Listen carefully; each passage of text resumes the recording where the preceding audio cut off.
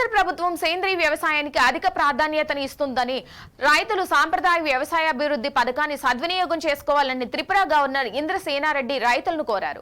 మహబూబాబాద్ జిల్లా కే సముద్రం మండలం తాళ్లపూసపల్లి గ్రామానికి విచ్చేసిన గవర్నర్ పోలీసుల గౌరవ వందనం స్వీకరించి కేంద్ర ప్రభుత్వం ద్వారా అందించిన పంటలకు పిచికారీ చేసే డ్రోన్లను ప్రారంభించారు.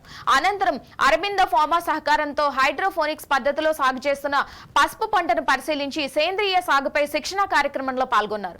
ఈ సందర్భంగా గవర్నర్ నల్లు ఇంద్రసేనారెడ్డి మాట్లాడుతూ రైతులు సేంద్రీయ పద్ధతిలో పంటలను సాగు చేస్తే ఆశించిన ఆర్థిక లాభాలు చేకూరుతాయని, రసాయనిక ఎరువుల వాడకం తగ్గించి సహజ సిద్ధమైన పద్ధతిలో పంటలు సాగు చేసినట్లయితే నాణ్యమైన పంట చేతికందుతుందన్నారు. ఈ కార్యక్రమంలో జిల్లా collector Advait Kumar Singh, SP Sudheer Ramnath Kekan, Narsampet MLA Donthu Madhavareddy, జిల్లా అధికారులు, రైతులు పాల్గొన్నారు. గవర్నర్ గారు తీసుకొచ్చి బెస్ట్ ఆర్గానిక్ నేచురల్ ఫార్మర్స్ వాళ్ళకు అవార్డ్స్ ఇవ్వడం, అదేవిధంగా ప్రధానమంత్రి ఏదైతే డ్రోన్స్ ఫ్రీగా ఇచ్చినారో వాటిని కూడా డిమాన్స్ట్రేషన్ చేసి ఈ రోజులల్లో ఎవరైనా గుర్తుంచుకోవాలి, ఏ వ్యక్తి కూడా పొలంలో దిగి మందులు కొట్టలేదు. కనీసం దీని ద్వారా కూడా గోమూత్రం కూడా స్ప్రే చేస్తాం. ఇలా గోమూత్రం కూడా స్ప్రే చేపిస్తా, ఆవు పేడ గట్టిని కూడా ఫిల్టర్ చేసి కూడా స్ప్రే చేపిస్తా. మందులు వాడకుండా చేయాలి. ఇదొక ప్రోగ్రాము. రెండో ప్రోగ్రాం ఏంటంటే అవార్డ్స్ ప్రోగ్రాము. మూడో ప్రోగ్రామ్స్ ఇప్పుడు మన దగ్గర ఉన్నది పసుపు. ఆ పసుపులో కొత్త వెరైటీ ఏంటంటే సాయిల్లెస్, మట్టి లేకుండా పండిస్తున్నాము. ఆ పసుపు లంగ్డాన్ అని మేఘాలయ నుండి తెచ్చినాము.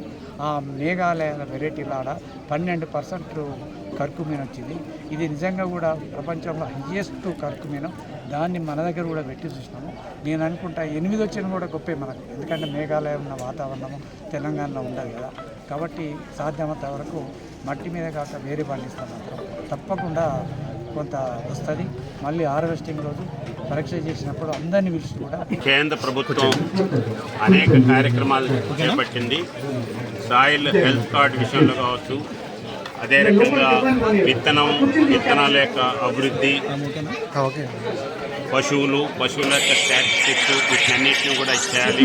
వాటి యొక్క విత్తన అభివృద్ధి డెవలప్ చేయాలి. ప్రత్యేకంగా ప్రకృతి వ్యవసాయం మీద మనం శ్రద్ధ పెట్టాలనేటువంటి దాంతో మొన్న జరిగినటువంటి క్యాబినెట్ సమావేశంలోనే అత్యధిక నిధుల్ని కేటాయించడం జరిగింది. వాటిని అమలు చేయాలి అని చెప్పి ఈ సందర్భంగానే మనం చేస్తాం. ఇప్పుడు ఉన్నటువంటివి ఏవైతే న్యాచురల్గా ఉన్నటువంటి వాటి ఏవైతున్నాయో వాటిని కాపాడుకోవడం, వాటిని మనం మార్కెటింగ్ చేయడంలో కూడా శ్రద్ధ పెట్టాలని చెప్పి ఈ సందర్భంగా మనం చేస్తూ కేంద్ర ప్రభుత్వం తీసుకొస్తున్నటువంటి కార్యక్రమాలని మనం సద్వినియోగం చేసుకోవాలని చెప్పి